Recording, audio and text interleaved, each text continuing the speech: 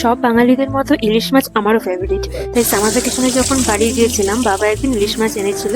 আর মায়ের হাতে সিম্পল ইলিশ মাছ ভাজা আর ইলিশ মাছের পাতলা ঝোল গরম ভাতের সাথে জাস্ট জমে গিয়েছিল।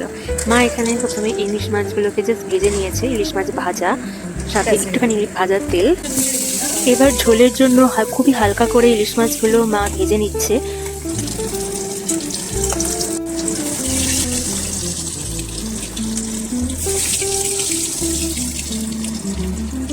এবার গরম তেলের মধ্যে কয়েকটা কাঁচা লঙ্কা ফোড়ন দিয়ে নুন, হলুদ, জিরে গুঁড়ো, ধনে গুঁড়ো আর একটু কালো জিরে দিয়ে একটা পেস্ট বানিয়ে সেইটা ওই গরম তেলের মধ্যে দিয়ে দিল। এবার মশলাটা ভালো করে কষে গেলেই তার মধ্যে জল পরিমাণ মতো যতটা ঝোল হবে আর ইলিশ মাছগুলো দিয়ে দিচ্ছে। ব্যাস, এবারই রেডি আমাদের easy and simple and tasty ইলিশ মাছ।